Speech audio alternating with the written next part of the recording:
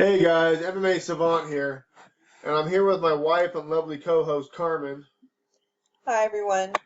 So basically, the UFC has just concluded the greatest night, the greatest weekend of combat sports that has ever transpired.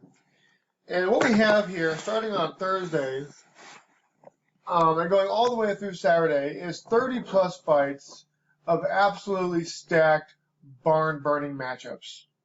But we're going to talk about the Thursday night event, which was UFC Fight Night 80. You have Rose Namajunas, Thug Rose is taking on Paige VanZant, 12-gauge Paige, or PBZ as she's known, out of Team Alpha Male, as the headliner. But we're going to start this whole thing from the very bottom to the top. And let's kick it off with the very first fight was Thiago Santos, the Brazilian striker, taking on the Canadian undefeated Elias Theodorou. Carmen, what were your thoughts on that fight? Yeah, so I thought it was a pretty good fight. It was unexpected. Santos beat Theodorou by decision pretty dominantly. He took him down, 12 times, which is a lot in an MMA fight, and he had twice as many strikes as the other guy. And, the judges saw how dominant he was, and two of them gave him a 10-8 round. Yeah, so I'm sorry, Thiago Santos. He really brought it this time. He's on a win streak. His last loss that I recall is to Uriah Hall by decision, the one where Uriah Hall broke his toe, and that would have been in July. The Machida versus Weidman card. So that's how long ago his last loss was, and it wasn't that big of a loss. Anyway. Yeah, well, I was really impressed with Theodorou, though. He got cut. I can't remember in the first or second round, and they had a doctor come in and check it out, and it was right over the eye. So there was a good possibility that they were going to stop it, and he wanted to keep going. He kept going, and he stuck it out, and it ended up being a good fight. I agree, but there's lots to talk about. Let's get on with the show. So next on the card, we had Sage Northcutt versus Cody Pfister. And let's see, Northcutt beat Pfister in round 2 by a guillotine choke. Yeah, so nobody told my man Cody Pfister that he wasn't supposed to win this fight, or at least, give it the old college try, if you will. He comes out in the first round like a bull, gets Sage Northcutt to the ground. Super Sage is on his back, doesn't know what to do. He's getting dominated. He's getting controlled. He's not really getting hurt, but he's getting controlled. And you can tell that Cody Pfister is wrestling. It's almost too much for Sage Northcutt to handle. The referee steps in, and he stands him up while Cody rather, is in Sage's guard. And I believe he had just moved to half guard. Right, so he was still working when the ref stepped in to stand them up. Right, he was not stalling. Right. Now, with that being said, the round ended, second round came on, and they go to the ground, and Sage was able to get the tap through a guillotine choke. No issues here, but if Sage is going to stick around and be the media darling that Dana White wants him to be, he's going to have to up his ground game. He's got some improvements. Big time. Yeah. Well, see, now I know that refs stand up the fighters when they feel like, they're not being busy enough. But in this particular case, I think that Cody Pfister was being busy enough. I guess it's open to interpretation. But I feel from that moment, it shifted from being in Cody's favor to being in Sage's favor, because the ref stood them up, and after that, Sage took him down, and, he ended up winning the fight. But up until that moment, it was Cody Pfister's show. I agree, and, like I said, Sage rather, is a nice kid. He's a handsome guy. He's talented. He's a great striker. He's won hundreds of trophies and competitions and everything in his karate background. But he's going to have to work a lot harder on his ground game. Right. I think we're going to have to see him in another couple of MMA fights to really see where he's going to go and if he is everything that Dana White makes him out to be. And I don't think he's quite there yet. No, God, no. Okay. All right. So next on the main card, we have Michael Chiesa versus Jim Miller. Now, Chiesa beat Miller in round 2 by a rear naked choke. Yeah, so Chiesa, Michael Maverick Chiesa, he won the show when it was Team Faber versus Dominic Cruz a couple years back. And he's a good ground guy, he's a good wrestler, good all-around blue-collar kind of guy. Both these gentlemen are. And he's got some pretty good wins. He's still around. It's been a few years. His only loss that I can really think of, one to Masvidal by a choke and one to Joe Lozon by stoppage due to a cut.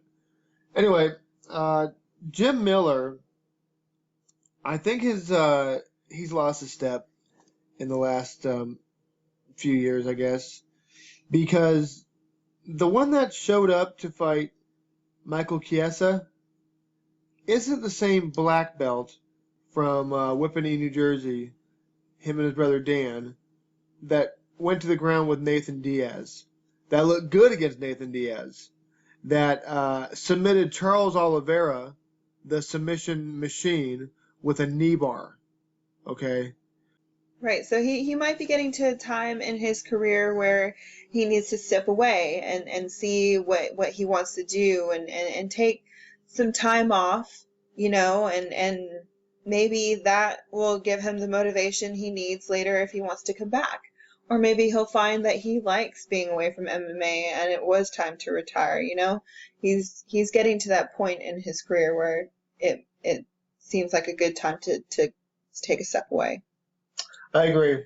I think that these guys should take a step away because they've done MMA all day, every day, talked it, media obligations, fight camps, weight cuts, training, nutrition, jiu-jitsu competitions, staying in shape, running around. It's been all MMA all day.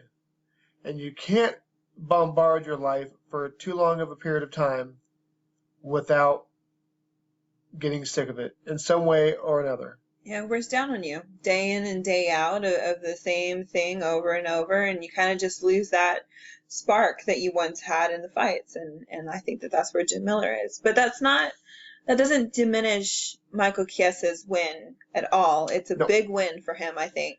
It is a huge feather in Chiesa's cap, and there's no controversy here. It was a legit submission. Mm-hmm. And he's definitely looking for, more competition. Like he called out Beneil Dariush, who is a very good fighter. Fantastic grappler out of King's MMA. He's over there with the current double, champions, Fabricio Verdum. He's over there with RDA. Master Rafael Cordero is his main striking guy. He's got the best of all worlds over there. And to call that man out, you really have high hopes and aspirations and lofty goals. Yeah. So respect to the Maverick, Michael Chiesa. Fantastic win. Jim Miller, whatever you decide to do, your fans over here will always support you.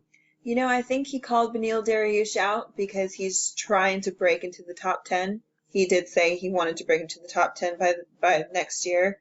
So we'll see how that ends up for him. Well, Beneil Dariush is a hard out for any man. Okay. All right. And our final event on the card, the main event, Namajunas versus Paige VanZant. And Rose beat Paige by armbar in the 5th round. This fight was a good fight. It was one-sided, on Rose's part. She outclassed Paige in every part of the fight, but it was a fantastic fight. I agree. Paige basically had nothing for Rose at this point in her career. And when you put it all together, Rose had every advantage there. Her striking, if people forget or people might not know, In professional MMA, Rose has a 12-second flying armbar.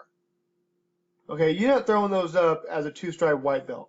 You have to be confident in your ground game, and it showed that she was with that submission. And also, in one of the earlier rounds, Rose had Paige in an armbar that would make Ronda Rousey cringe.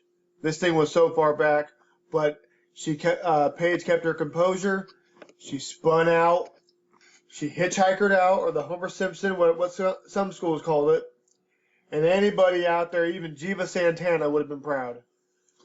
Right. So I think what you come out of this fight knowing is that Paige, she showed a lot of heart. She has a lot of weak spots that she needs to work on, but she toughed it out. She made it all the way to the 5th round and, got out of sub-attempt after sub-attempt from Rose. She worked hard and she came out bloody and she toughed it out as long as she could. Absolutely. She was a bloody mess by the end of the 1st round. And we're sitting back on our comfy couches, and we don't really realize that being in that octagon is probably like being underwater. It isn't just 5 minutes. It's 5 minutes of a person whose job it is to beat the crap out of you is beating the crap out of you, and you don't want to be there, but Paige VanZant had no quit in her. So all respect to Paige VanZant. Right, but a loss at this time in her career could be the very best thing for her. I agree. So that Paige VanZant doesn't Rousey and have a meteoric down or a rapid decline. She needs a loss right now to keep her in check, and a loss in MMA is not the end all to be all. Mm-hmm. Well, it tells her what she needs to work on, Exactly. And it will only do her good, and it'll improve her in all areas of MMA, and it helps to keep her humble so she doesn't get so, bloated of herself. Exactly. I agree. And, well, that's been our breakdown of the UFC Fight Night 80. It took place last Thursday. I hope you guys enjoyed that. Leave any comments below, any suggestions, any questions. For Carmen, this is the MMA Savant, and we're out.